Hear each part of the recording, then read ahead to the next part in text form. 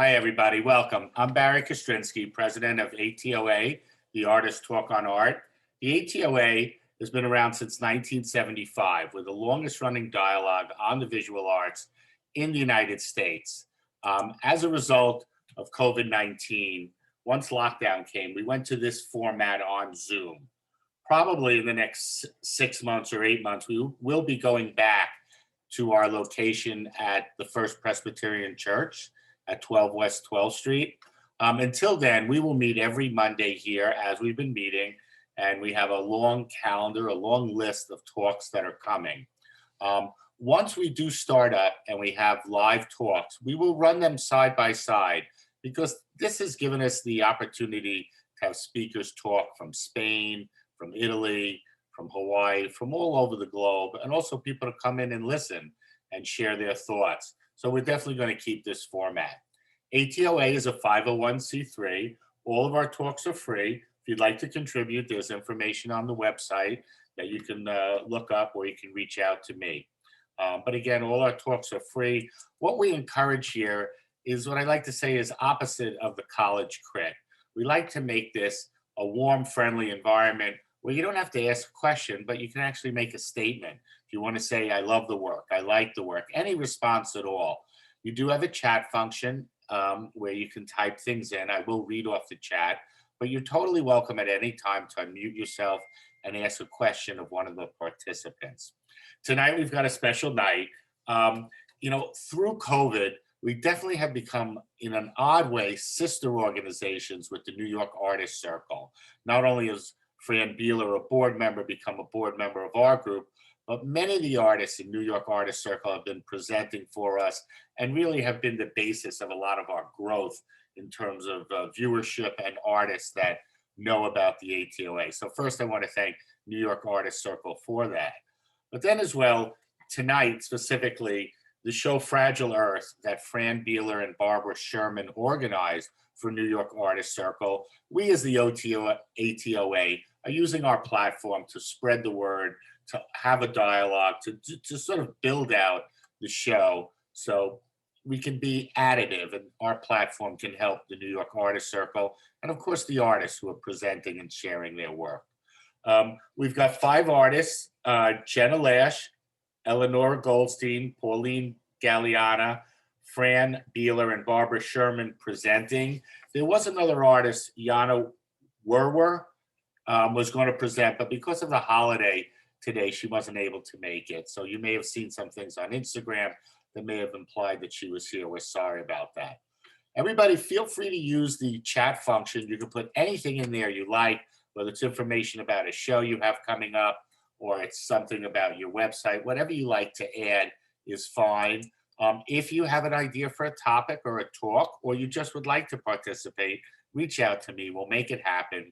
On our website, atoanyc.org, you can see our calendar of events to come. And we are booked through mid-September and mid-October, but there's always room for one. And why not? If you have an idea for September or October, reach out to me. I haven't said no to anyone yet. And, we'll make it happen. That's really what we're about. So I want to hand the ball off to Fran and to Barbara, because they're going to have the impossible task of trying to get this done by 7:30 while I try and interrupt them constantly so they cannot. Now, the point is just ask questions, have fun, be relaxed. We like this to be a fun environment. And at the same time, the art gets very serious. And I do like that combination of serious dialogue in an informal setting. There's no reason that it has to be empty just because we're having a good time. So I'll hand it off to you, Fran and Barbara. And again, thank you, your organization, and thank everyone here.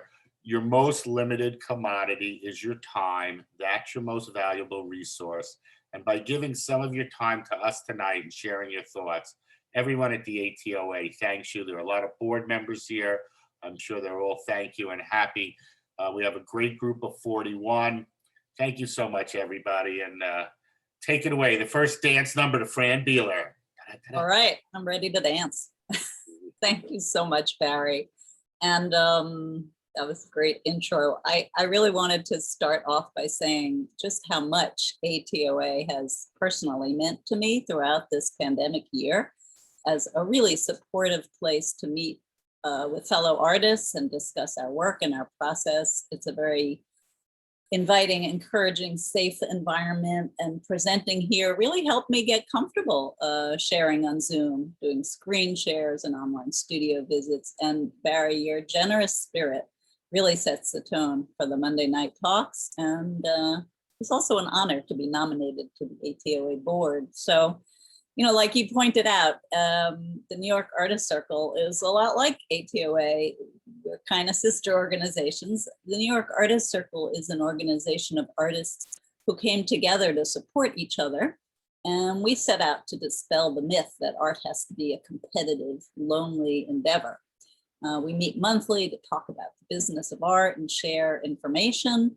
And in the process, we built a website together, a platform for our work, a place to show the work of our individual members in portfolios and studio views, and also in curated shows. So on our new website, we actually have a kind of a gallery function, a gallery of exhibitions curated by both outside curators and also by members in a section we call Curated Shows. So Barbara Sherman and I curated this first new show for the new site, and we also have a number of archive shows that we brought over from our last website. And in addition, a new show just went up called Lost and Found, A Personal Vision. And we're going to put the website into the chat also, and we hope that you will all check out our page, our resource. We have lots of artists and lots of wonderful things to look at. Before we do the talk and before we give a little quick preview of the show, Barbara, do you want to talk about putting the exhibition together? You have to unmute, Barbara.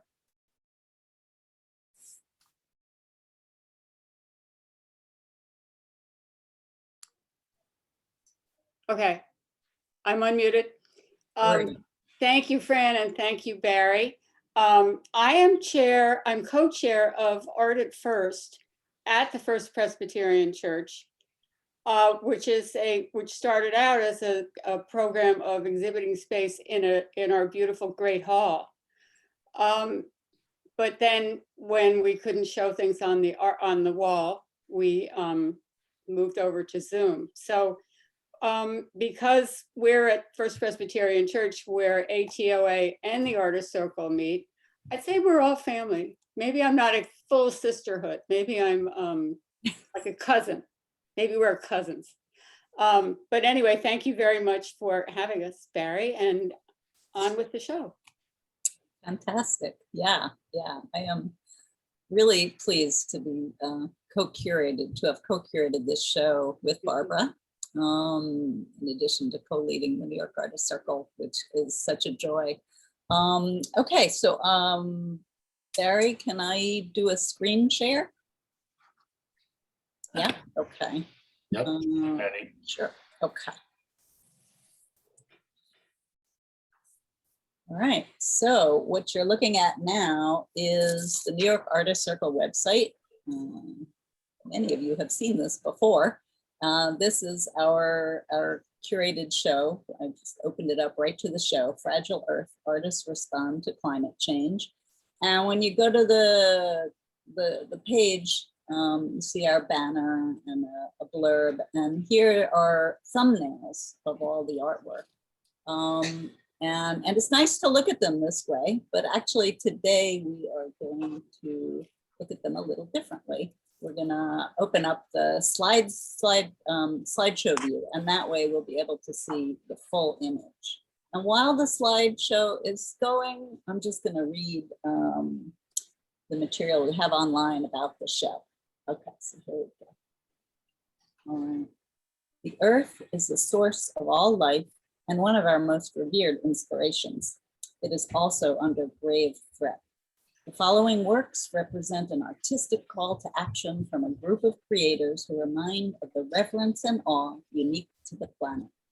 This collection represents a new iteration of the Save the Earth exhibition, scheduled to hang at Art at First Gallery, but canceled due to COVID-19. New York Artist Circle is proud to be able to offer an online platform for this important work. The show was revised, reformatted, and renamed for this online presentation. New York Artist Circle's artists responded from a myriad of vantage points. Some seek to educate, some call us to action, while others memorialize endangered species or wildlife settings. All see the crisis against the backdrop of their individual aesthetics and believe that voices and art have a significant impact.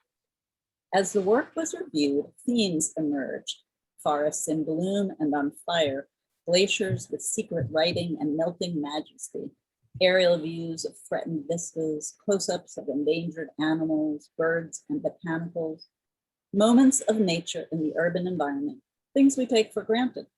Some artists examine the beauty and the threat of our industrial landscape, while others use text and graphs to highlight the issues in a more overtly political manner. Others create their work from recycled material so that the very creation of the work becomes a statement about our environment. There is a strong thread of abstraction, a poetic approach to the intense internal feelings that the crisis evokes. Patterns in the art reflect patterns in nature, mathematical and rhythmical, symmetrical and fractal, incorporating tessellations, stripes and spirals, meanders, waves and foams. A certain unity of the varied colors of nature arose in the curation, a preponderance of earthy colors, intense turquoise and glacial blues, and the verdant greens of flora, combined with a host of fiery tones that reflect the heat of a warming planet. Using paint, sculpture, mixed media, printmaking, collage, and photography, the combined voices of these 48 artists creates an iridescent richness of sentiments of both horror and hope, beauty blended with the sadness of loss, and the bloom of optimism. So that is our show. So tonight, we're really pleased that we have 5 artists from the show who will present their work, and we'll be doing more screen sharing as they present. So I think we're ready to get started. So first we have Jenna Lash. Hey, Jenna. You have to unmute, Jenna. Jenna, you have to unmute yourself and start again. Yep. Great. Okay. Technical aspects of the Zooming. Right. So, okay. Thank you, Fran and Barbara, my esteemed colleagues from the New York Artist Circle, and Barry, for asking me to contribute to this important discussion on climate change. How do we assign value in this world? Who decides what's best for us, our own and other countries, and our planet as a whole? For me, that question was always followed by, how do I best communicate and those ideas? How do I incorporate those concerns? Starting in my college years, I realized that my passionate investigation was best served by my love of, my ability in, and my dedication to being a focused visual artist. I chose the iconic symbols of money because it is a clearly understandable metaphor for what I'm trying to say. I realized that this was the best way to initiate discussion and action about social and environmental concerns that have become more urgent to the point of crisis during my lifetime. It's through my art that my ideas are most effective. That's why I do public shows, studio visits, use social media, and participate in talks such as this. My art demands it of me. I paint on stretched canvas or linen using oil or acrylic paints. In my endangered species series, I use a form of visual expression that I call neo-pointillism. My figurative work is painted with colors and dots that are an intuitive reaction to the subject matter. My paintings are often large, 48 by 60 inches, so that they envelop the viewer. The images I use are a way of deconstructing and reinterpreting currency. Working in a series best develops my ideas. The images you're seeing today are as I said, my endangered species series. They're examples of some of the many beautiful animals we're losing to overhunting and climate change. Unfortunately, there are lots more I could have still painted.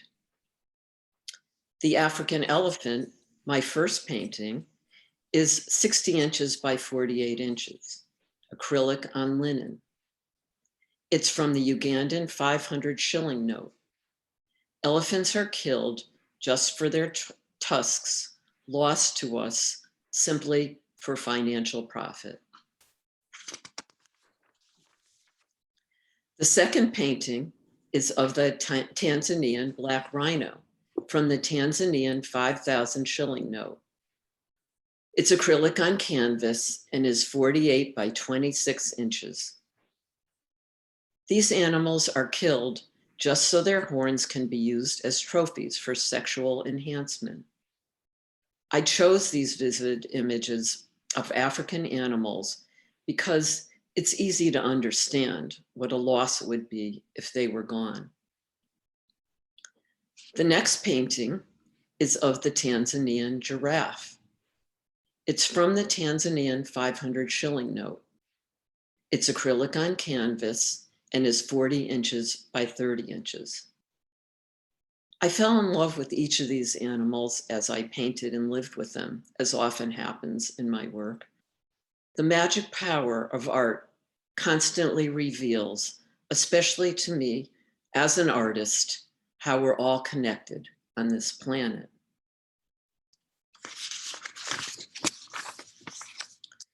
The Hawksbill Sea Turtle is on the Cayman Islands $5 bill. It's acrylic on canvas, a 20-inch round or tondo painting. One summer, our daughter went on an environmental program deep in the jungle and on beaches to help protect the young of these turtles. It was life-changing. Just one way to connect and have constructive involvement with our endangered species and their environment. The Quiet Bird is a painting from the Japanese 1,000 yen note. It's a 40-inch tondo and acrylic on canvas. We're losing bird species everywhere. The dots here become larger, a more pop art interpretation.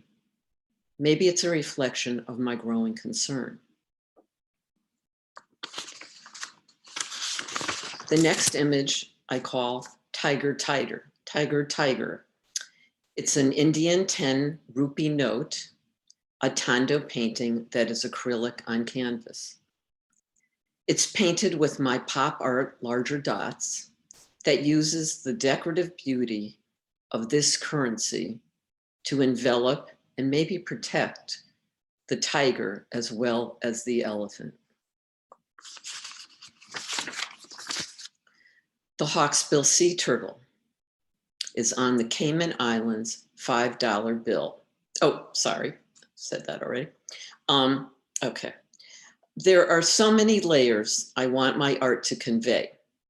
Besides the beauty and loss from overuse and abuse of my planet and our planet, I want the symbols of currency that I choose to emphasize more awareness about money and how it's used and why.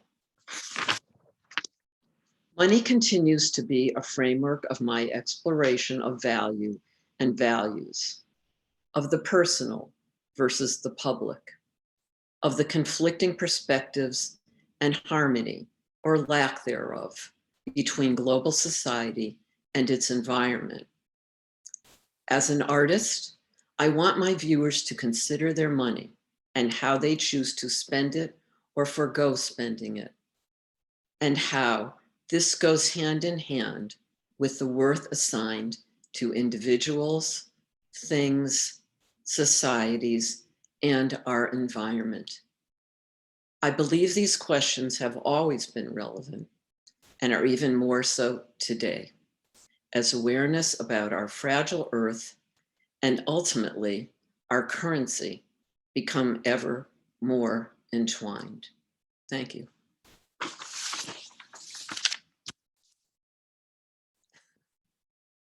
Thanks. That was wonderful. Very nice, Jenna. I do have to ask one question. I like art that deals with money. I like everything you say very much, but I sort of want to get at, how did you start this series? How did you first get involved with money? Is this something that happened when you were a babysitter at age 6 and you realized there's something here? I'm just trying to get at the genesis of how you developed this theme. Okay, well, I didn't start as a babysitter, but I have been doing it for many years. And I'm embarrassed to admit that I kind of got led into it by being married to my husband, who is an accountant and a financial advisor. And since I really had no conception of money from the point of view that he constantly discussed it, I became rather fascinated about the whole idea of money and what it means and where it comes from. And I learned about the whole idea of commodities and securities and what they mean as a way to develop our modern view of trade and barter and how that's evolved. And it was the only way for me to understand it all was through my art. So that's really how I needed to process this whole subject matter. And I just became more and more fascinated by the many, many layers that it revealed to me. Very nice. I do want to read a couple of comments. Elaine Forrest says, thank you, Jenna, for the explanation of your subject matter. Lovely presentation. Susan Grucci, Jenna, magnificent series, thank you. And of course, Alyssa Pritzker thanks the New York Artist Circle for organizing this timely exhibit. Both Fran and Barbara, great curatorial choices. I'll ask if anyone else would like to, feel free to unmute yourself and jump right in. Otherwise, I'll hand it back to Fran, and we'll just continue. Barbara, yes? I'll unmute you. Ask to unmute. By the way, we'll always have minor technical difficulties here at the ATOA, but it always has worked out, even when we had a computer crash. I just love the way your life is merged with your art, that you took what your husband did and joined together with that. It's, no matter where we go in our lives, there's something that we take from the people we're with. It's very interesting. Thanks, Barbara. Mhm. Yeah, I think I feel like my art is completely entwined with my life. And to me, that's the way it's meant to be. May I speak? Go ahead. Lithoria. Oh, hi, Lithoria. Hi. I just wanted to say that I think it's important that it's important what is placed for the pictorial image on the currency that you shown, because even though it wasn't the queen or the king in those cases, at least it was the elephant and the sea turtle and so forth, which means that they must, the people who put out that currency must see how essential to their economy those portraits are. And another thing I wanted to mention was that the earliest Chinese currency, as far as I know, was made of silk.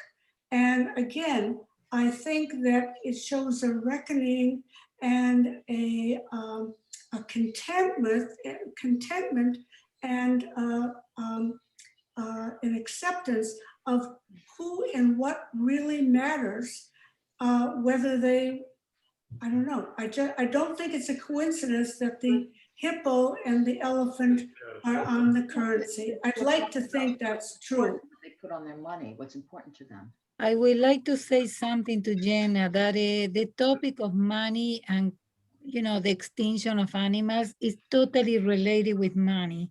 So it goes so right to the point, because we are losing many species because of that. I mean, people searching and hunting, and the elephants and the ivory, etc., etc. So it is a perfect matching. And thank you for putting it out there. Thank you, Jenna.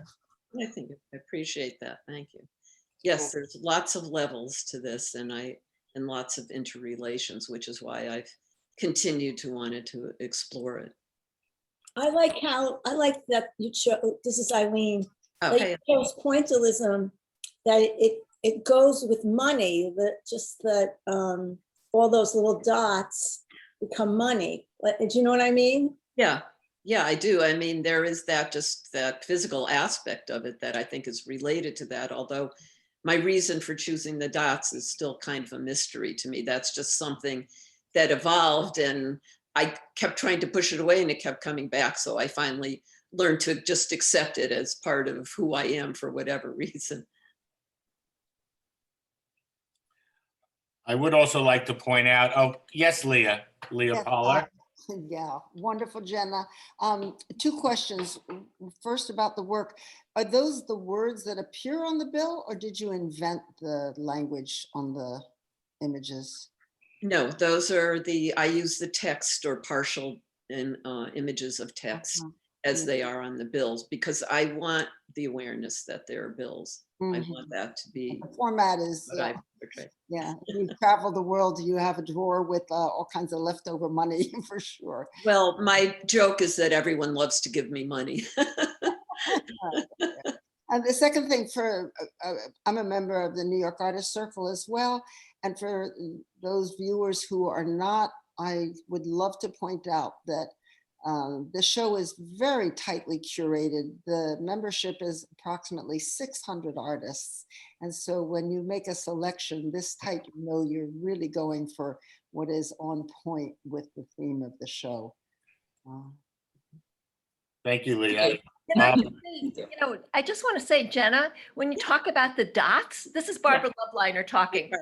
I just always assumed or felt that they were like engraving. Yeah, there is a relation to that, although that's not really how I chose it. It just was another aspect of my development to express my voice through my work. Interesting question from Audrey Anastasi, asking, what was your art like before this exploration, Jenna? Well, it was, trying to remember now. It really, I experimented with different things, whether abstract or I did a lot of watercolors, a lot of landscapes. I liked using watercolor, but then my work just kept growing and getting bigger and bigger, and it just seemed kind of unwieldy to do that. And then as time went on, really, I guess it really wasn't that long, although it seemed longer at the time, as I sort of worked alone, as we all do, and developed my voice. And this is what, as I said, when talking with my husband about something I really had very little understanding about, I got interested, and then I thought it would go away, but it never did. Very nice. I do want to point out one last thought, that yes, you see the rhino, you see the giraffe, you see the large predators, the top of the food chain animals that, are endangered. Understand at the other end, at the other extreme, the single-celled organisms, the krill, the little shrimp in the ocean, all these little microorganisms, they're just as precarious and they have just as great, if not a larger impact on the full ecosystem because they end up supporting so many animals above them. So yes, we don't put a snail and we don't put a tsetse fly on money. It's interesting how we go for the big, elephant and the recognizable animal that's a dominant. But you can make an argument without the bees, this would not be a very green planet at all. So they are very small, and you don't have solitary leaders amongst the bees. Lois, you raising your hand? Lois, we'll get one more question. So otherwise Fran is going to explode. She knows I'm blowing up the first speaker. I just want to say that the beauty of the designing and the use of other foreign currency, personally, I think the American currency is very boring. I mean, we have our portraits, it's very nice, thank you very much. But when you look at the international currency, it is spectacular. The creativity, the use of subject matters, the wide range, I mean, the Dutch, I mean, whomever you're going to look at. And I think, you chose the animal world, the life of our other, we're animals, and it's really great to have that kind of theme and bring it to life in a broader way than just the face of money. Thank you. Thanks, so Lois. much. Yeah, great. I just wonder if Audrey Anastasi got to say everything she wanted to say. She had her hand raised and, but now Audrey, did you get to say everything you wanted to say? Well, I know we were sort of running into a lot of time. I first became familiar with Jenna's work because we also have an art gallery and we did a show called Obsession and all the dots and, that way of working. But one of the things that I find like super exciting, and pardon me, I keep dropping in and out because this is like dinner theater for me. This is so much fun watching this, but you don't have to watch me eat. So, but one of the things that I really like lately with Jenna's work is that it starts to go a little crazy and a little abstract, with these outsized spots and all, because it's always important to me that art works on a level outside of what the subject matter is alone. And, I know the most important thing is the things that Jenna expressed, but it's like icing on the cake that it starts to take some of these interesting twists and turns. So anyway, I'm really enjoying this and I'm looking forward to everybody's contributions. So thank you for asking. Barry, I think you need to stop that. Yeah, thanks. Okay, careful with your screen shares, folks. So we are ready to move on to our next presenter. We are very pleased that Eleanor is here with us tonight. Eleanor Goldstein, are you ready to speak? You have to unmute yourself. You did it, yes. Uh-oh. Are we all having trouble hearing? Yes. Eleanor, there's something, Eleanor, can you hear me? Oh, she's talking. Ellie? She didn't unmute herself, Fran. She unmuted herself and then we had some odd sounds. Ellie, try and unmute yourself again. There you go. Good. Except that we can't hear her. Oh boy. Barbara, I know you did a test run with Ellie this afternoon and it all went fine, right? That's why we never do tests at the ATOA. We did, and it went very well. She needs to unmute again, Fran. Well, Ellie? yes, oh, she's got some help there with her. Okay. So hopefully they're testing the audio to see if it's okay. Okay, where is she? I think she is. Okay. I think she's What? ready. That's more promising. Oh, on second thought, don't speak too quick. Okay.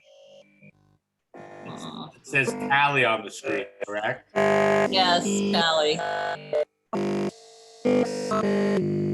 I'm gonna go back to muting you. Why don't we do this? Why don't we go to our next presenter and then we'll come back to you. I think that's a good idea. Yeah. All right, so Ellie, You see if might you wanna guys can work it out. You may have to do a test of the audio. There may be some glitch. You may have to go out of the meeting and come back in or, okay, but so we're gonna go on to Pauline Galiana. So very excited that you're gonna share. So Pauline, why don't you go ahead and unmute? How do we do this? Do you want to introduce the video first, or should I just start playing it and you'll talk, or how do you want to do it? I think I just want to say thank you to everybody for having me and being here. I think we should look at the video, and so it's a total surprise, and then we talk. Fantastic. 5 minutes, Right. just 5 Great. minutes. Okay, so just to tell you, Pauline is in the show with a different piece, but we decided this would be really exciting to show today. So I will get that up, and I have it up, but I will do the screen share. Thank you. Okay, so share screen is, and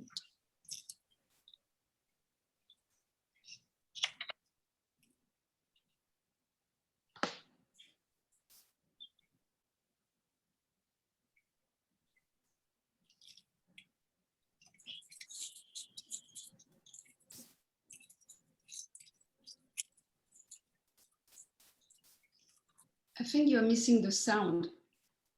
oh, I'm so sorry. You know what I'm going to do? I might have, when I started the share, I might have not hit that button by mistake. Okay, so let me start again. I'm glad you told me that though. Yeah, okay. Now it will be shared sound. Now I just have to find it.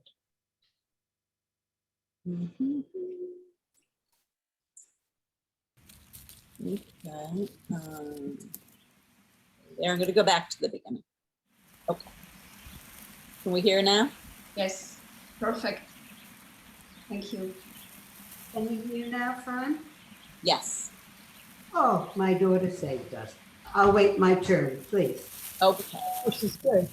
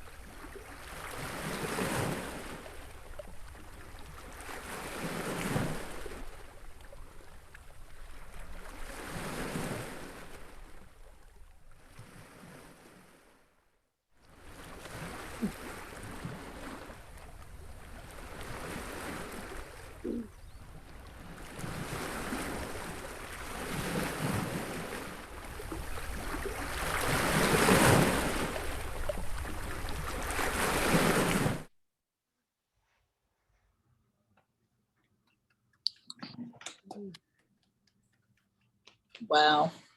Thank Pauline, you. I have to say, I've seen the video a number of times, and every time it continues to surprise me and I see new things. Today I was struck by all the transitions from one scene smoothly into the next, and even yourself in multiples coming in different areas of the video. It's really beautifully done. Right. So thank you. The first thing I want to say is that I'm not a video artist at all. I filmed that by myself with a little tripod, with my cell phone, my iPhone, and that's it. And then I struggle with the editing, making a story out of it. I had the story in my mind. It was very simple. It's like to tell the tale of a fantastic material, which is worth gold.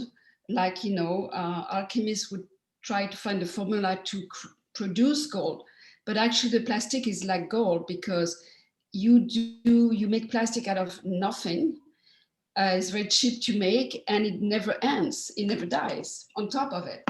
So that was a long stretch for me to come to how do I tell that to people without being, oh, you're bad people, you should not use plastic bags, you know, because actually plastic is fantastic.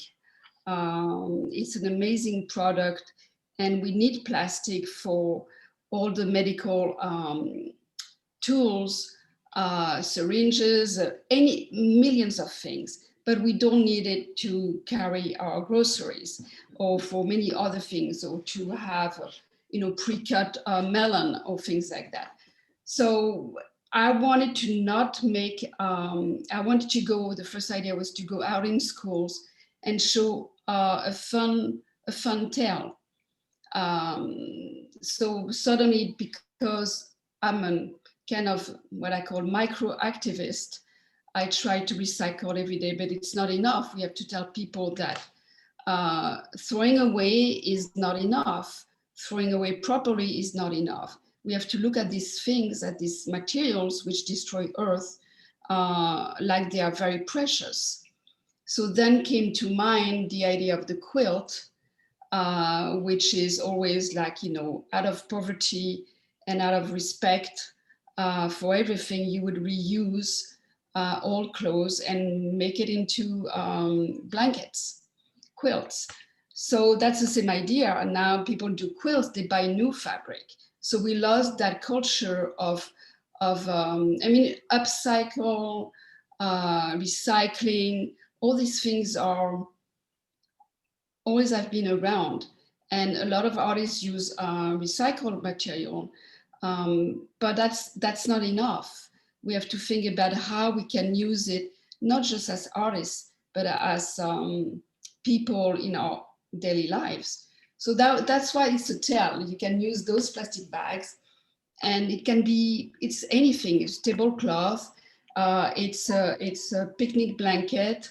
You can put in a washer, you know, it will survive us and it's fun because it's actually amazingly beautiful. So that was my goal, was to bring the fun and the beauty of plastic back and to give it some respect. Give plastic some respect. Yeah, that's the, and because I'm not a video artist, I had to hire some editors to help me put it together. That's why some of the scenes are like overlapped, like me walking. I did also, I did that after the city walks from Monty Python, the English, I think everybody knows, the flying circus. And it's so out of nothing, they make you laugh forever. You know, that's one of the funniest things I've ever seen. And I couldn't stop thinking about it because I wanted to be silly and happy and with nothing. Like you can make all these things out of the things you use every day, all these plastic bags. And that's it.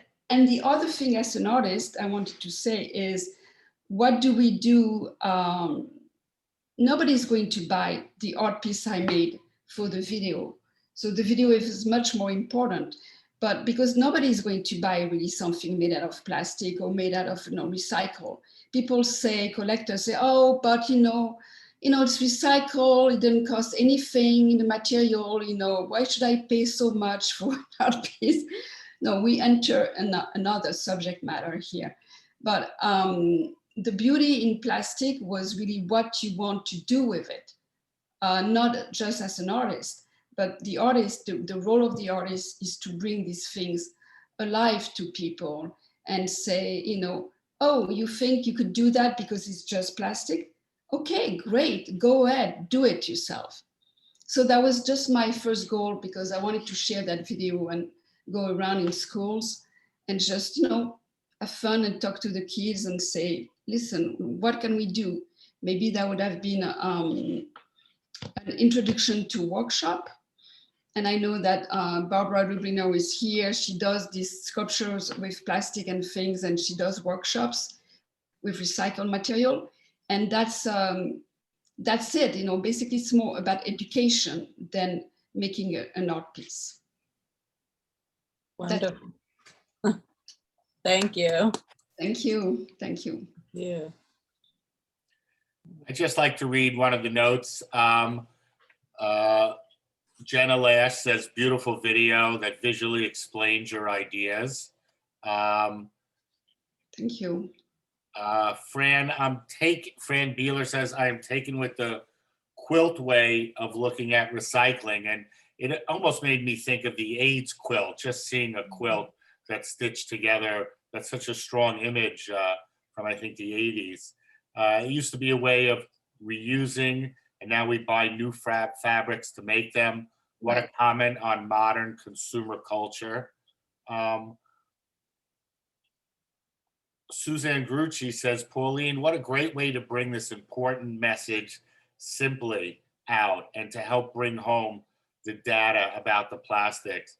And I will say, Pauline, you may say you're not a videographer or a filmmaker and you're just using your iPhone, but from watching your film, it made me want to go out and make a film. You somehow made it look easy. Wow. You actually had one scene made totally sense with the next. You were telling a story. There was no real language. When I saw the person move their leg like Monty Python, myself right away, I said silly walk. But I'm like, I don't know. I'm so happy. But this is a French woman. She's not English. And I just figured that I must be wrong, but it's nice to see that. And I think you did play. I think you had a good time. And I think that comes out. Don't think that you cannot make a serious film with your phone. You actually can. And you're right. The editing is the really hard stuff. Yeah. No question about that. That's the tricky stuff. So you gave an angle I didn't think we'd hear tonight. You're talking about sort of the honor of plastic, the beauty of plastic. Yeah. And you're dead right. When plastic was invented, these things were groundbreaking, what they could do for the ability to hold objects, to be light, transparent, any color. But then somehow, sort of like Frankenstein, we create something that's supposed to help us, or like a golem, and somehow it goes wild. And certainly plastics, the statistics that you pointed out, they're terrible. They're terrible statistics. It goes wild because it's not regulated and because it's cheap to produce. So if we had plastic that if, companies would produce things, sell their products or anything into plastic that we know have only two kinds of plastics, we can easily recycle. That's good, but not even us. If we want to recycle, honestly, recycling is not the solution anymore. We have to save it preciously. We cannot just say, oh, it's just plastic, I'm buying that, and no problem, it's going to go to recycling, and then I'm not guilty. No, because it doesn't recycle that easily.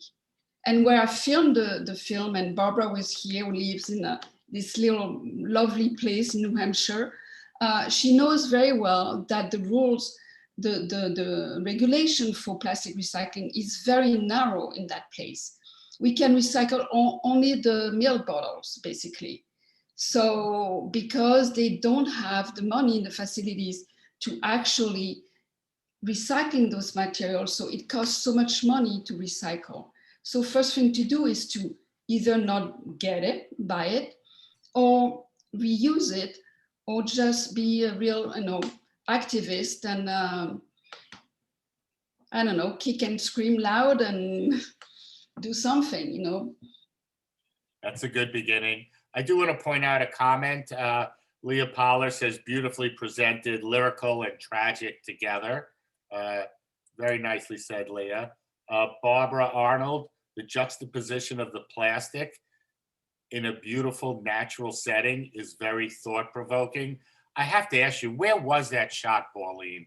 That really was a beautiful setting. Oh, should we tell the secret, Barbara? We don't want anybody there, right? Or do we?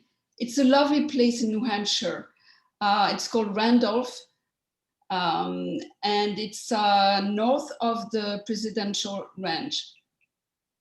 And it's a lovely place. Tough winters, but beautiful summers. Well, thank you. I do want to mention what Alice Zins just wrote in. The new economy is called the circular economy, where all objects are produced with their reuse in mind. Everything is made from something made before. Yes. Nice point. Thanks for adding. I'll open it up to any question. Otherwise, I will let Fran take over. And I think we'll try with Eleanor Goldstein once more. Any thoughts, anybody? You're welcome, or we could wait till the end. Yes, Lois.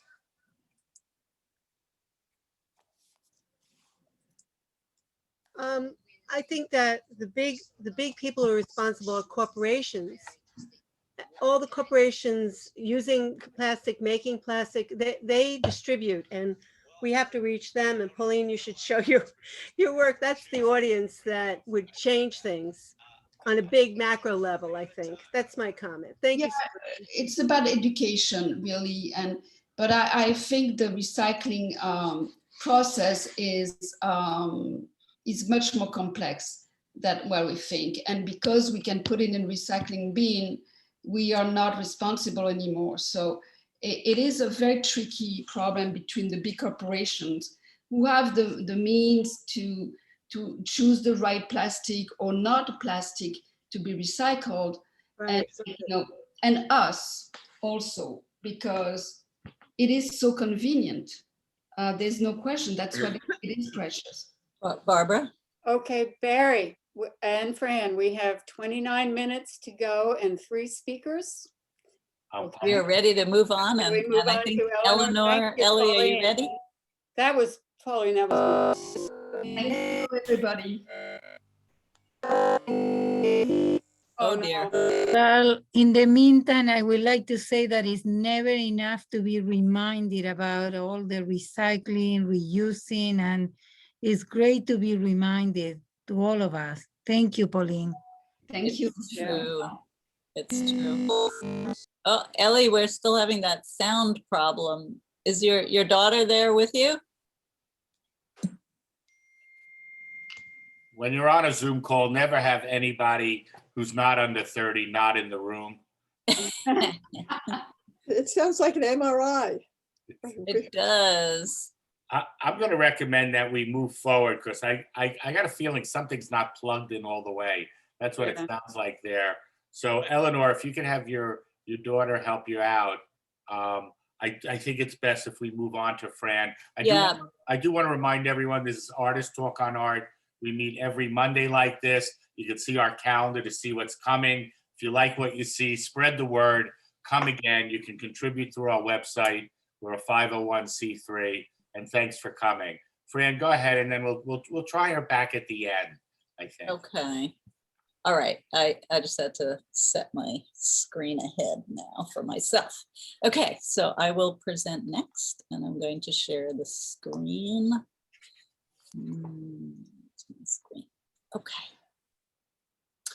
Well, before I share the screen, actually, I'll just, well, I guess I'll share the screen and I'll talk. Here we go. Okay. So, I started out primarily as a painter, but during the years that I was raising my children, I began to do a lot more drawing, which I had done in art school also. And I looked to drawing for its immediacy and its convenience at that time. And I thought it would be a temporary sideline, but actually I fell in love with drawing all over again, and it's really become a major part of my practice. So like Jenna, I work in series to develop my ideas.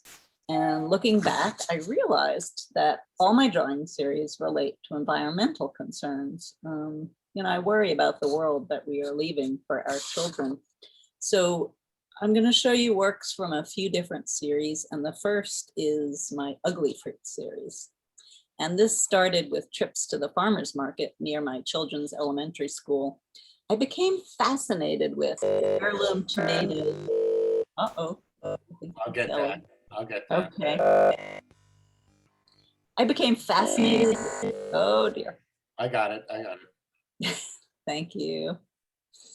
So I became fascinated with heirloom tomatoes and weirdly shaped, colorful root vegetables, the peppers and squash that had interesting appendages. I was obsessed with them. I brought home bags full to draw. I just loved that these fruits and vegetables did not conform to supermarket perfect. So did you know that large-scale farmers have to follow the USDA's requirement that all fruit and vegetable needs to be at least 90% blemish-free? American farmers alone discard more than 6 billion pounds of fruits and vegetables every year because they're considered too ugly to sell to consumers. And what a waste of resources that is. Just realized I didn't actually start the share. Here we go. Okay. So in the years since I started my Ugly Fruit series, the ugly food movement has launched something called Misfits Market and Imperfect. Those are just two of the new companies you've probably heard of that market imperfectly produced produce. What I like to say is that they are selling cosmetically challenged produce so that they can be bought and eaten instead of wasted. Even large chain supermarkets are becoming interested in selling ugly food. And of course, these fruits and vegetables are not really ugly. In fact, they are exquisite and a total pleasure to draw. And each one has a unique personality. And I feel like if I, as an artist, can help change people's mindset to see these oddly shaped, imperfect foods as beautiful, we could create a demand, we could change the system, and maybe we could help feed the world. So the next series I'm going to present is called Portraits of Glaciers. And my piece in the Fragile Earth show actually comes from this series, which started after an incredible trip to Alaska. I was looking down from the airplane window on the coastal glaciers with their terminal moraines going into the ocean, and I was captivated by these images. And I later began to draw them using colored pencils on small sheets of toned paper. Each drawing is a portrait of a specific glacial area around the world. So these glaciers that you're looking at are in Canada, Alaska, and the Himalayas in Bhutan. I draw mostly from NASA satellite photos. These two glaciers are in Greenland and India. My artwork is realistic in general, but these drawings really look abstract. However, they are accurate portraits of the aerial glaciers they depict. Now, I hope we get to hear from Eleanor soon because she also does beautiful work on glaciers. But again, my hope is that my drawings can also bring awareness to the plight of the glaciers that are shrinking at an alarming rate. Okay, so this is the third series I'm presenting, and it's my Dead Horse Bay series. And in there, my series subject is 1950s land-filled junk. Lots of glass, old Coke and Pepsi bottles, often intact, ceramics, rusted metals, all washed up on the shores of Dead Horse Bay in Brooklyn. Now, my guide to this incredible place was a good friend who you can see in the photo here. He's the former chief naturalist for the city of New York. Mike was the wetlands reclamation project coordinator and is a seasoned mudlarker. In this photo, he's combing the beach for treasures. And there's also my 18 by 24 inch oil painting called Losing My Marbles. I made several trips to Dead Horse Bay, combing through the sand with fellow scavengers to collect landfill treasures, otherwise known as trash, that the ocean had loosened and washed up on the shore. I knew as I observed this crazy phenomena that I had to immortalize it. This phenomena is caused by currents, tides, and loosened landfill. These two 28 by 22 inch colored pencil drawings from the series are titled, I Don't Give a Flying Fork and All Bottled Up. So in my still or not so still lives, I often depict objects flying, floating, or falling. And I like this ambiguous concept of suspended animation, which kind of adds lightness and humor to an otherwise rather serious concern. By sharing my fascination with the tossed off junk of our society, I hope to draw attention to the condition of our world and to the effects of our disposable culture.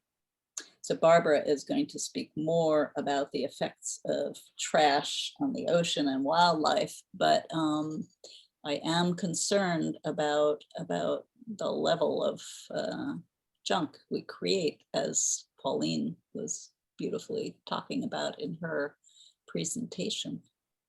And that's it.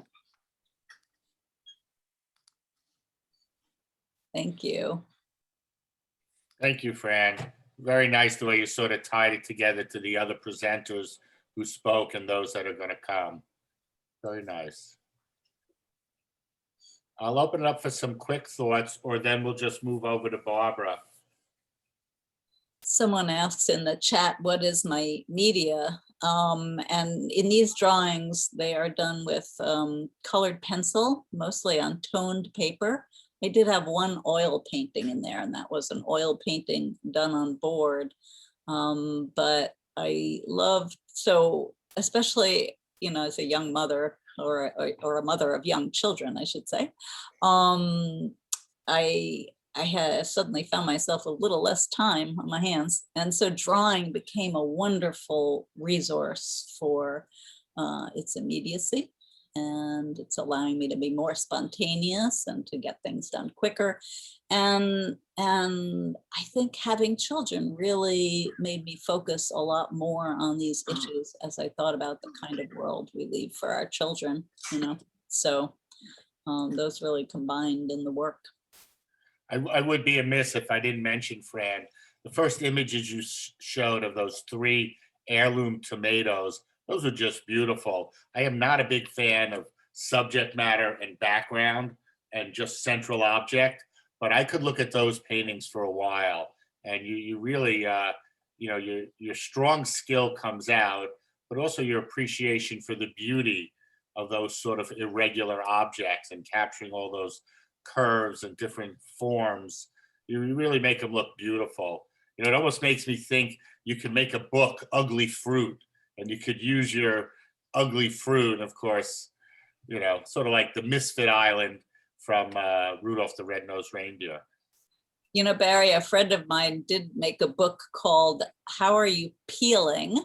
And it was a children's book about how are you feeling, but he used misshapen fruits and vegetables that looked like faces and things to show expressions. And it's a great idea. Yeah.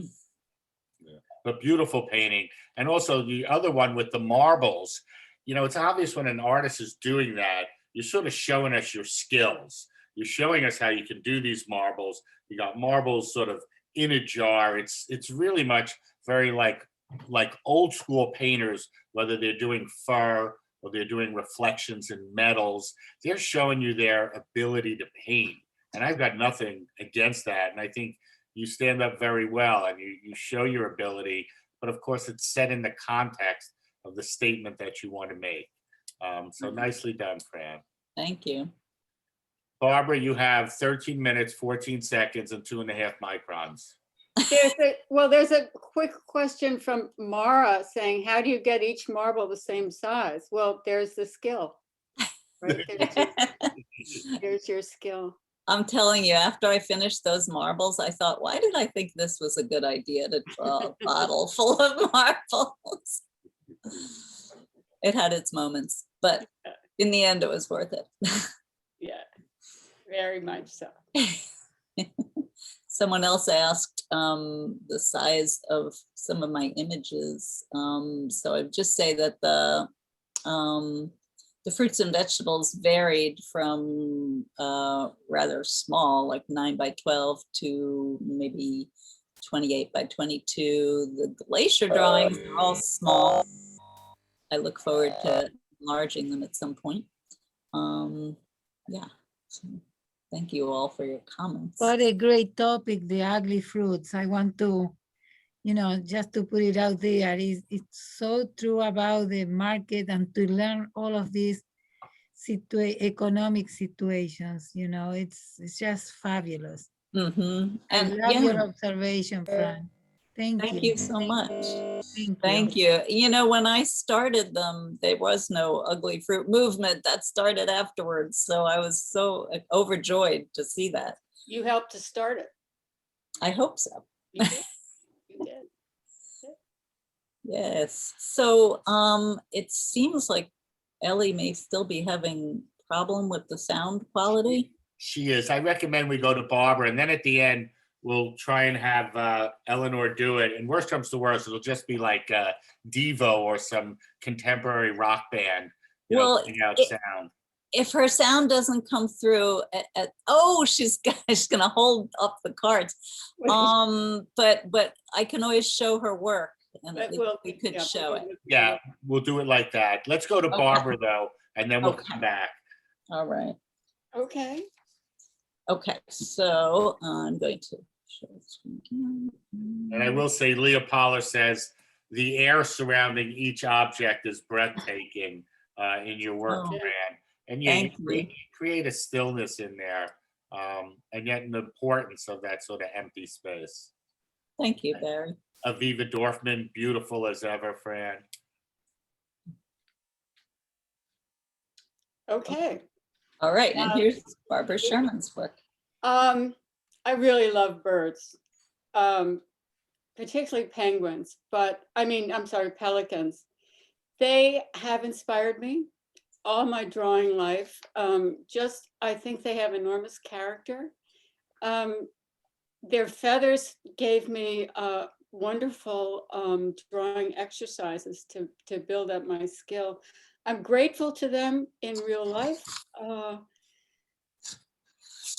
I'm so happy for what they eat. They keep the insect and the rodent populations in check, and for that I'm very grateful. I have taken them out of their habitat because their habitat is disappearing, and that's one of the things that threaten the birds. So plus I would find myself drawing a bird and having this creature standing in the paper, and then I really would not know what to do in the background. I didn't want to be a natural artist of nature. I just really wanted to somehow highlight those birds. So I would cut them out and then fool around with them for a while. This is a collage. There's an etching in the background of the proscenium arch. The little angel is a pen and ink drawing. Okay, well, we've moved on now. Here's another pelican. This is a direct steal from Audubon. Okay, now we're back to this one. Proscenium arch is an intaglio etching. The Greek temple is a pen and ink drawing.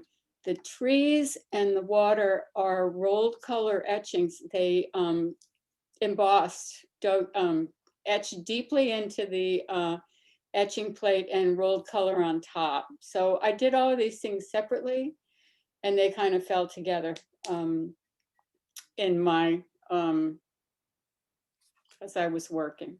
So maybe now we could go on, Fran.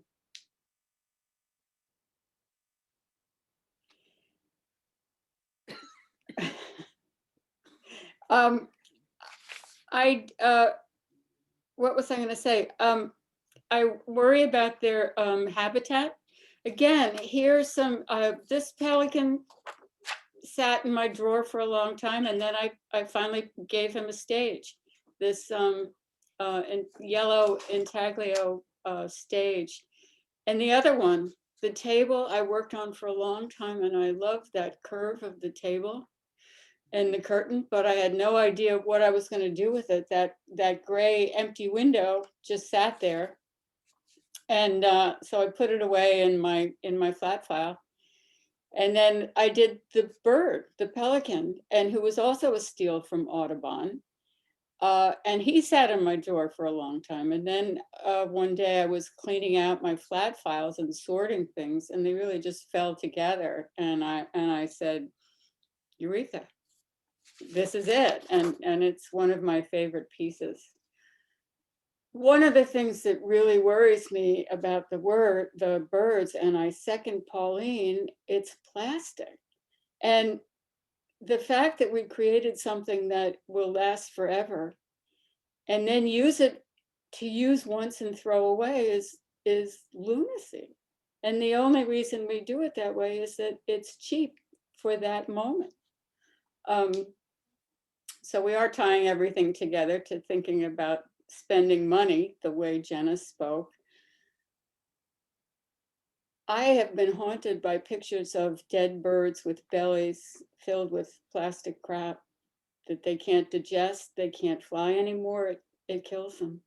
This is a yellow leg, and I cut him out. I still haven't found a home for him. He's just sitting on top of a portfolio while I look for his new habitat. And I'm sorry, I just really love him. I do want to end with a glimmer of hope. And here, this is an early drawing. This is a Mandarin Duck. And actually, it doesn't make sense to do a Mandarin Duck in black and white, but I did have fun with all those different textures. Just practicing doing those works. Here's a great blue heron. This is the same etching background done in a different color. Barbara, certain artists come to mind like Beardsley. You have a very strong graphic sense. Who are some artists that you enjoy and that you like that might help explain? Beardsley, Charles Dana Gibson, although I don't do people much. There's an illustrator named Hilary Knight who did the Eloise books. I'm trying to think, there are a few more, and I've written about this in my, I have a blog titled Seeking the Sublime in the Everyday, and I've talked about the black and white artists who I really love, and finding some of my things are so dense, and people have said, isn't that a little tedious? And I say, no, it's meditative.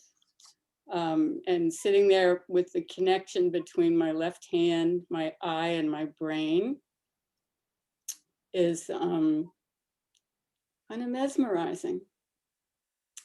As I was going to say, here's a moment of hope, a glimmer of hope.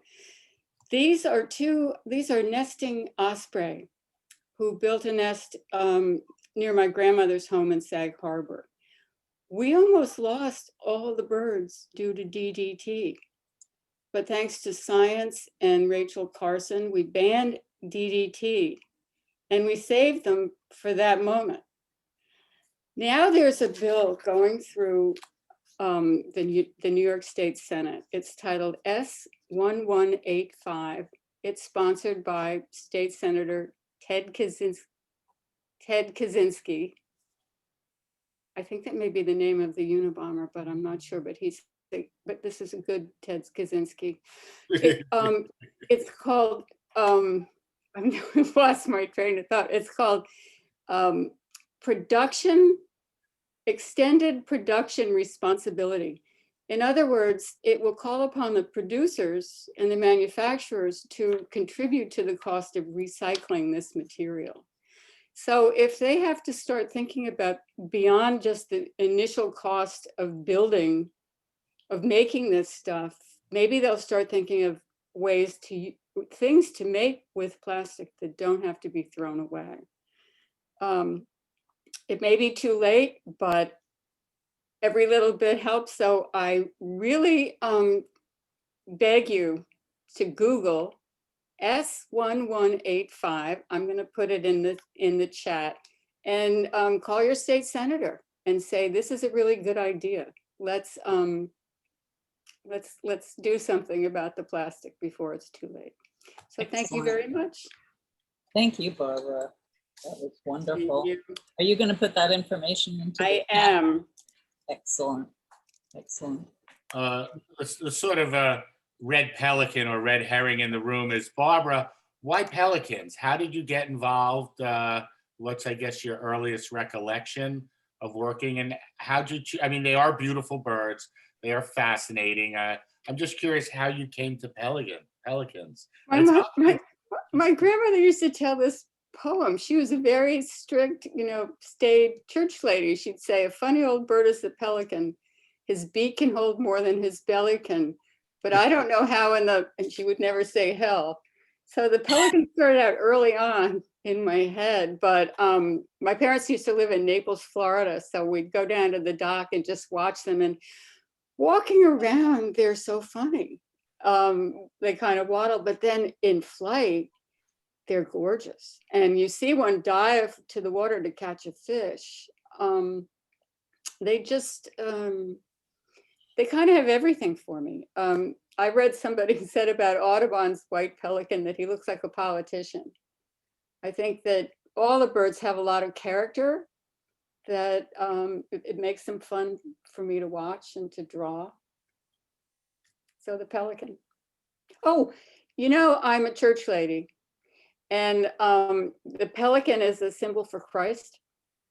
If you, people thought that they would see them with red on the breast, and they thought that the mother was plucking out her blood to share with her babies, which is not true. It was just that she had red feathers. But in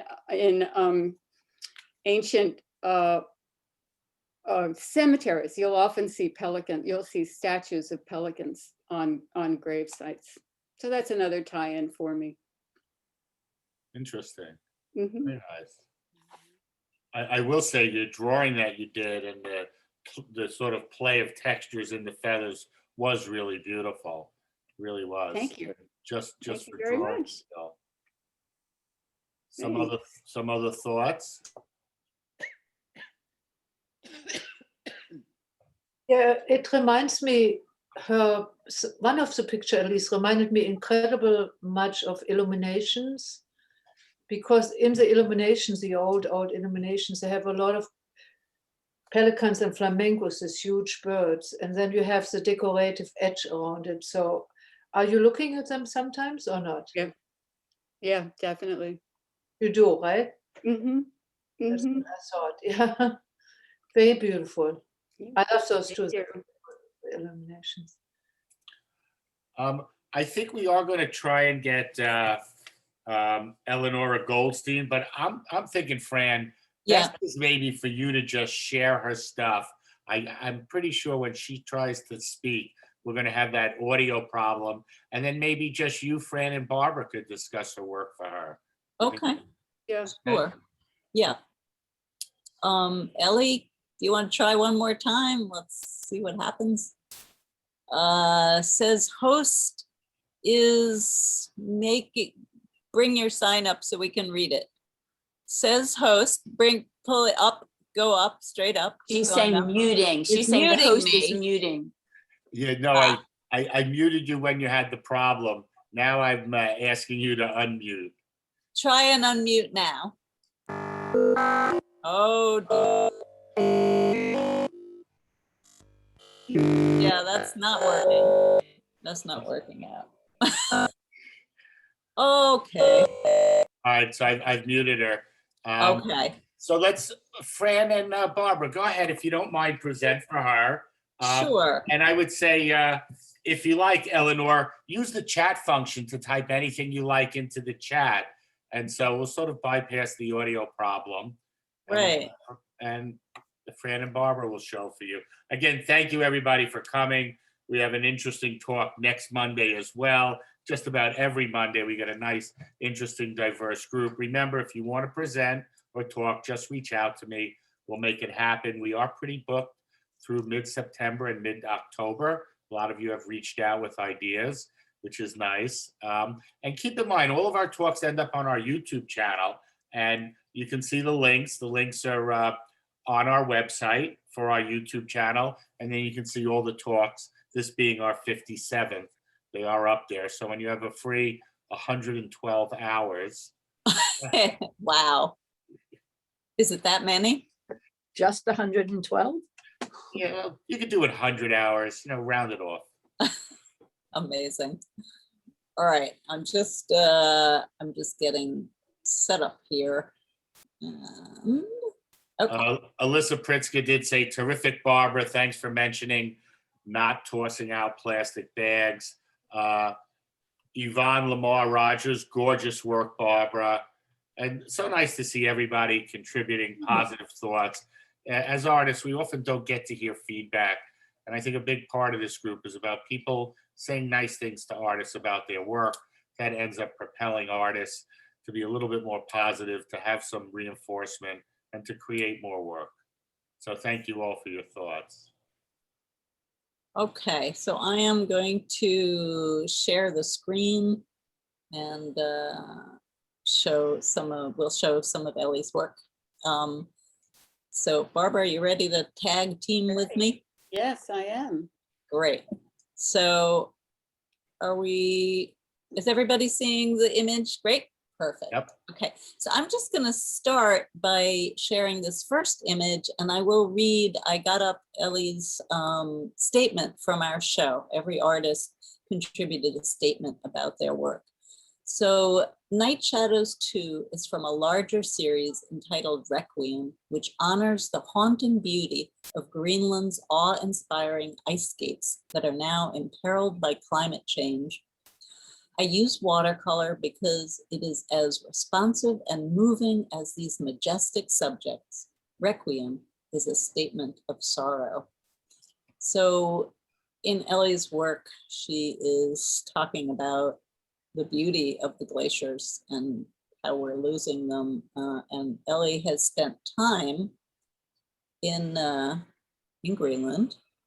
Am I right about that? We talked about the sense of loss that we know that the sea levels are rising and the ice is melting, but the way she paints these icebergs, they're almost like sentient beings. That when a smaller iceberg breaks away from a larger one, they call it calving.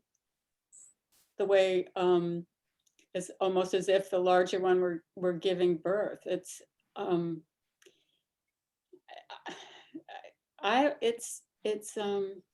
the things that we face losing are just so important and myriad. And here's Ellie painting. They're really haunting, I find, these pictures. They're beautiful visions, and she has done a number of residencies there so that she could go and study the glaciers up close and personal. And she did some of this work on site and some of it back in her studio. And what I've gotten from people who've gone back to the same location, maybe with a couple of year break in between, is how much the glaciers have been melting, how much the landscape really has changed in a few years. And yet you have that odd thing where these glaciers and these icebergs are incredibly beautiful. The color, the blue is incredibly pretty, sublime, and also the form and the shape. It's all sort of natural because it's coming from erosion. So it's very much organic sculpture, at its best.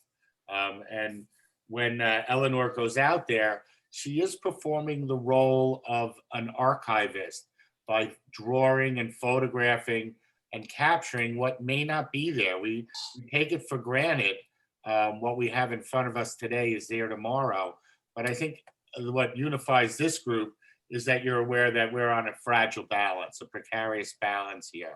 And a lot of these animals that Jenna painted, and a lot of the icebergs, and a lot of the things discussed here may not be here in the future, whereas the plastics, they might be here and might be the ones that are sort of overwhelming everything else. It's true. It's true.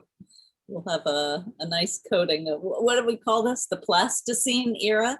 The Plasticine era. So Eleanor, we're really sorry that you can't just speak, but thank you for this beautiful work. And I'm glad we got a chance to talk earlier this week so that we at least know a little bit about it. It's true. Jim Teschner says, we couldn't hear you, Eleanor, but your voice comes through loud and clear. Beautiful. Yeah, that about says it. Yeah. And it's a beautiful note to end on too, because the work is powerful. And Robin Halpern says, thank you, Fran, for curating the show, which both exhibits such great diversity and style, yet comes together beautifully to express this important and topical theme. Eloise Pomfret, beautiful work, Eleanor. I do want to add one point. I was talking to my son, my young son Spencer, who's 28, and I proposed a solution to him, and it's based on what I heard about Japanese streets. I heard in Japan, and this may not be true, but it sort of bears for the story, that in Japan, there's not really garbage on the streets. And when somebody asked somebody local why, it's because we don't have, they said it's because we don't have garbage cans. So everybody sort of has to carry their garbage with them until they get home. And there's an interesting concept in there. And so I proposed to my son, why don't we make it so that when you buy a product, you've also bought the packaging, which you really have, but there's no recycle, no return. So it'll be up to the manufacturer to figure out packaging that you're going to own for the next 100 years. And if you put the onus on the manufacturer, they would come up with some very creative packaging that either turned into fertile soil for your plants, or somehow you snap together 100 of this, and all of a sudden you had a chair. And it would be a different way of, love that, Barry. It would be a different way of looking at things. And all of a sudden, that's brilliant. All these companies, they have to perform. And they could. They could. They've got the budgets to do it. They've got the engineers, and they have the creativity. But unfortunately, everything is treated like throw it in the garbage. I once went to a Dunkin' Donuts, and like at the counter, I got my drinks and the donuts, and I walked 7 feet away and I threw out the packaging that was holding the cups. And I realized that packaging probably traveled 1,000 miles to get to me, to walk 6 feet to throw it in the garbage. It had no usage. It had no real life cycle. And we sort of have to break that chain. We have to realize we own these products, or they own us. Matter can't really be created or destroyed. So you sort of understand how these plastics are always here. So this is a challenge, but every era has its challenges that seem impossible. And then somehow young minds approach things creatively and solutions come. And the next generation has a very different attitude. I grew up with my father threw garbage out the window when we drove on the highway. The whole world was the garbage can. Now, there's something really wrong with that. And I haven't done that. But then I see my children are even better and more conscious. So I think the kids are always the hope. Artists going out and putting together a show that curates around this theme for educational purposes, for informative purposes, and also for beauty. Artists make sort of subtle statements. They don't just hit you on the head with it. You know, they throw in a little thought. And I think all the artists tonight have done a great job. I do apologize for the technical difficulties we had. I want to thank you all. Keep coming. We're here every Monday. Reach out. Any questions at all, let me know. Thanks to all the board members that were here. Another nice talk. It's so nice to see so many regulars here so often. And thanks everybody for contributing. Thank you so much. Thank you, Barry. Thank you, Barry. Thank you so much. Thank you. By the way, we named the show Fragile Earth after the book, The Fragile Earth, which is an anthology of New Yorker writers who've written over time on the climate crisis. It's a wonderful book full of great essays, and you know, it's just another example of how artists make a difference by using our voices to be heard. It drew me to the reference to the band Yes. Yes had that album Fragile, one of their great albums. And on the cover was the earth looking pretty precarious. And I'm assuming that's early 70s. Yes. So it's almost 50 years ago. Yeah. So the earth has always been fragile. There's no question about it. It's about extinction and then rebirth, forest burns, things regrow. But it seems like we've had a little too much of a hand in things recently. Maybe that's how we slow it up. Thank you, Fran, and thank you, Barbara. Fran. Thank you, Barbara. Thank you for having us. Thank you, everybody. And thank you, Pauline. Thank you. Thank you, Jenna. Thank you, Eleanor. And Barbara. Lovely. Just lovely. Thank you, all the artists who spoke. Thank you, everyone. Beautiful. Thanks. Good to see you, Jim. Thank you.